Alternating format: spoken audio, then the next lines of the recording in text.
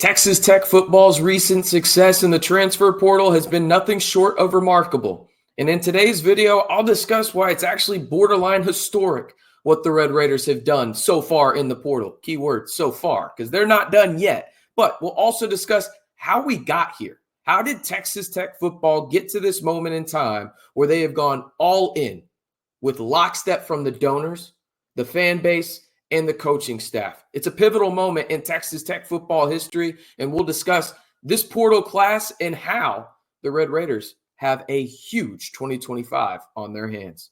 Hey, how's it going, everybody? It's RC Maxfield here for the Back to 12 podcast. If you want 100% free, authentic, honest takes about your Red Raiders all year long, just follow these 3 simple steps. All I ask you to do if you want to be a part of the Back to 12 squad is simply like the video, hit that subscribe button, and turn on that notification bell.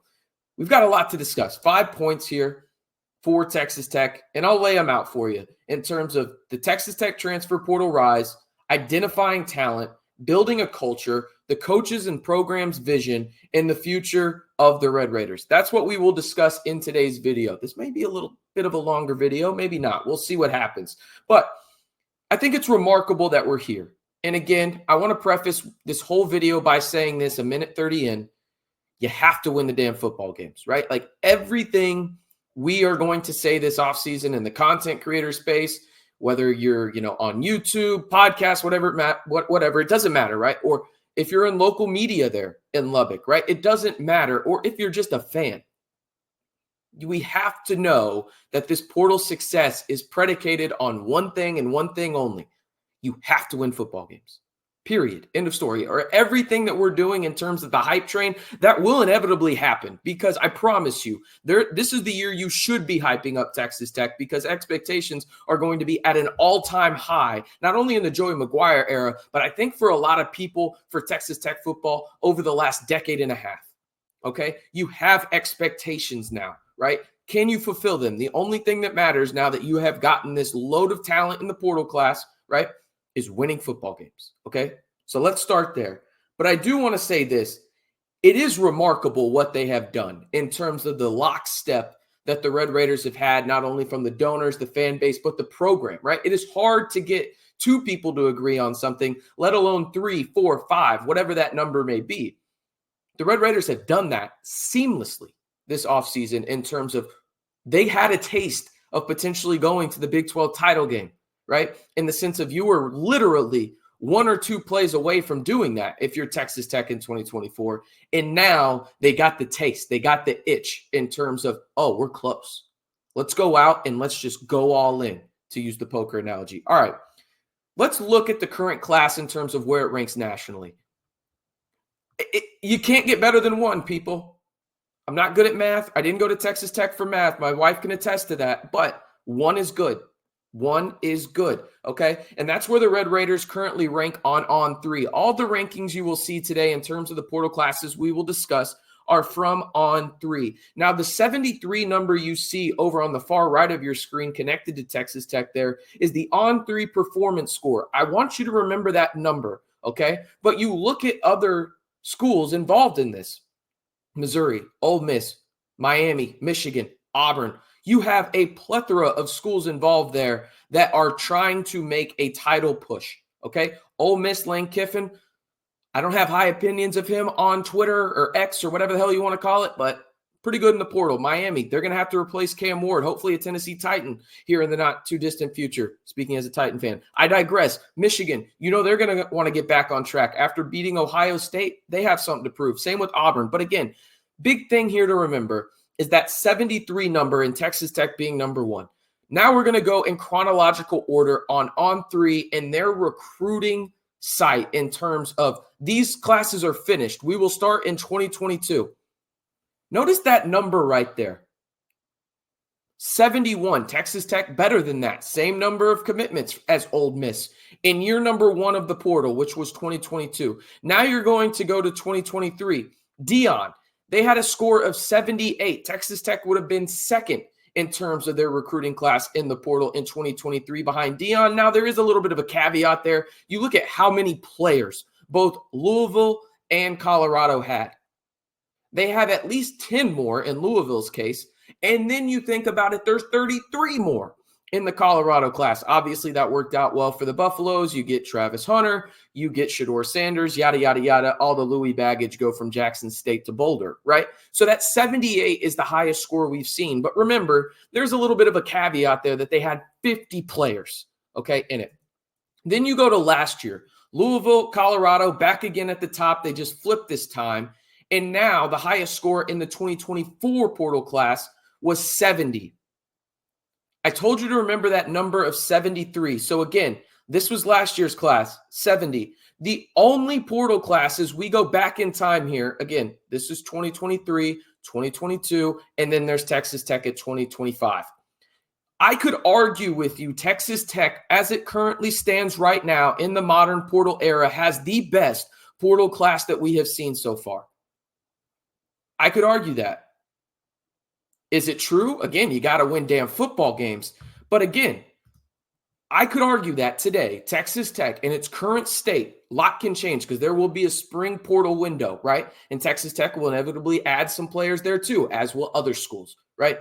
But as it stands right now, if you take the anomaly out, which is the Colorado class of 2023, where they had everybody from Jackson State and they replaced the whole roster, just a normal portal type class, the Red Raiders have the best portal class that we have seen.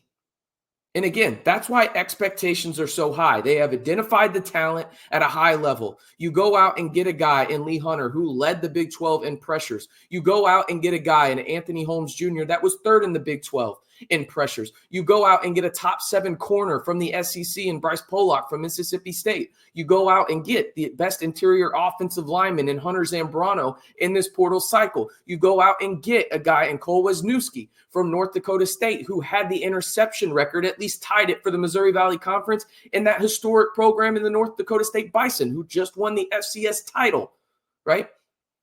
You go out and identify guys at a high level. You don't just go after those middling guys. And that doesn't even include some of the guys like Reggie Virgil, Terrence Carter Jr., and others that you have added in this historic portal class. Again, you have to win damn football games, but you can't ask for Texas Tech to do much more in terms of the offseason, in terms of bettering the roster, right?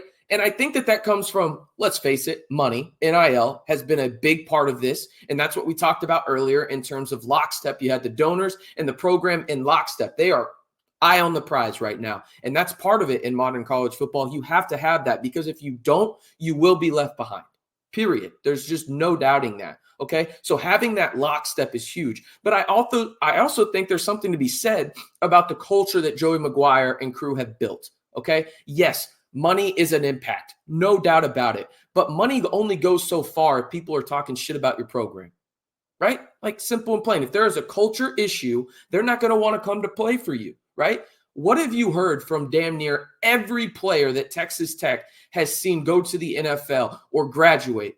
How much they love Joey McGuire, how much they love this program, how much they love the coaching staff, how much they love Red Raider Nation. There's something to be said for that, right? Because Texas Tech fans, we're spoiled in this regard, right? Like, we love our school. We love our football program. We love our athletic department. Like, not a lot of other schools in the country are as diehard as Red Raider Nation. And I promise you, that makes an impact within the culture that Joey McGuire has built, which in turn creates a domino effect in lockstep with the NIL to get high-level players to Texas Tech. Now, has Texas Tech been historically great the past, 10, 15 years on the gridiron? No, and I don't think anybody's going to say that.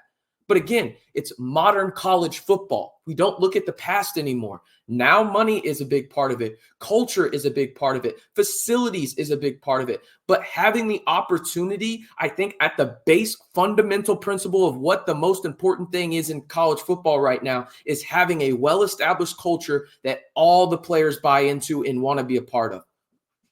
Joey McGuire has that, okay? I think that is huge, right?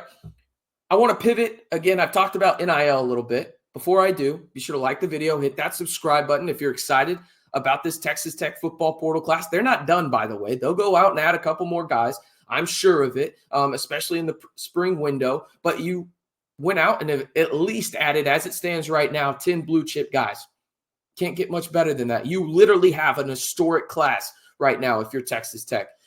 I want to pivot, though, back almost in a way to the NIL and the coaching aspect of this, because culture is the fundamental principle that I think, and fundamental just bedrock that allows you to propel upward if you're a college football program, right? If you don't have a good culture, you're screwed. Like, again, money helps, but you're screwed, okay?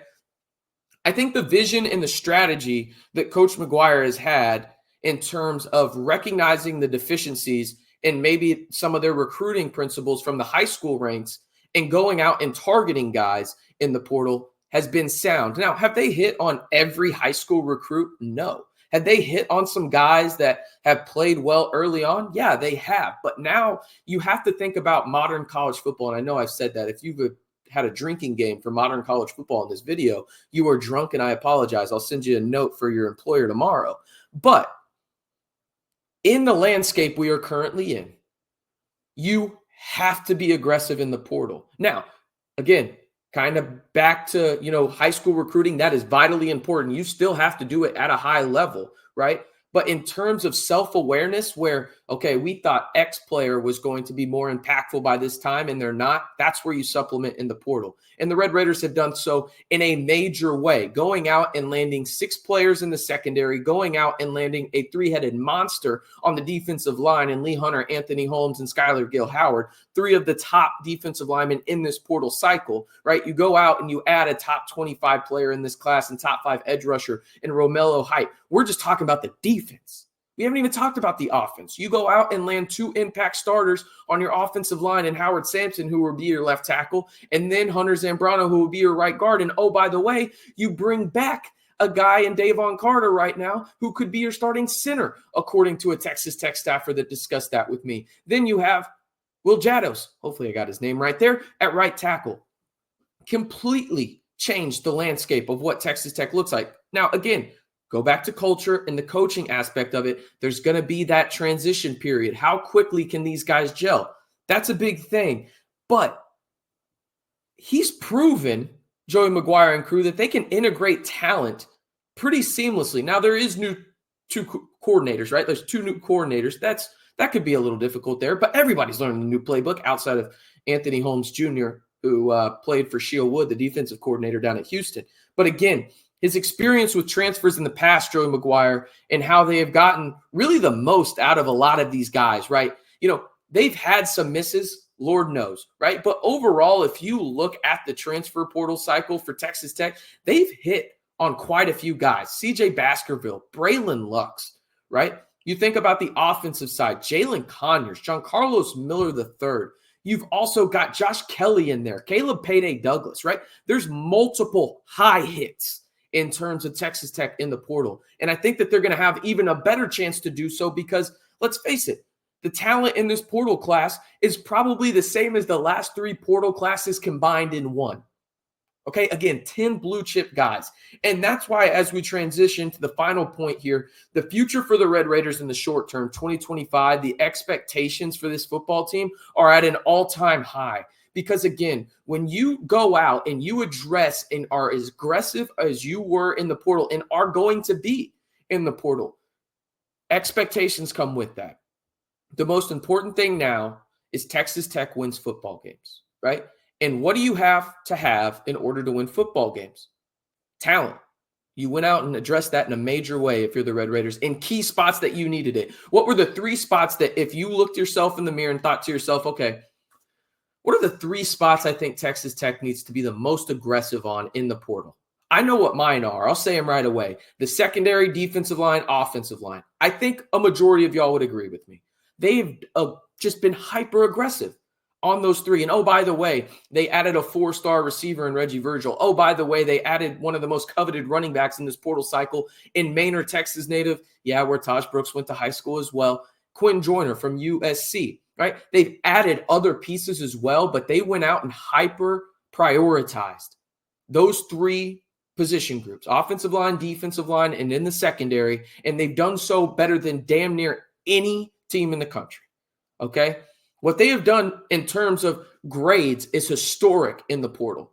Now you have to piece it together. And I think that culture that Texas Tech has is a really good fundamental base that they had to have in order to have a lot of these portal guys come in and hit the ground running, right? But it's great to see the seamlessness that this mindset of people that were making decisions for Texas Tech football, whether they were actually in the program, donors, just the athletic department, whatever it may be, they're in lockstep. And that's something that is very unique in college football right now. And Texas Tech and this portal class has something, well, they have the potential to do something that they haven't done in a very, very long time, okay? And that's win a conference title, okay? And now they have every opportunity in front of them to do so. Expectations are going to be high. I'm going to set them high, but I promise you this, they're not going to be higher in terms of the expectation than what those guys in that building have. I promise you that. And now they have the talent to actually do it after getting the itch, right? After getting that feeling of being so close to having an opportunity to play in the Big 12 title.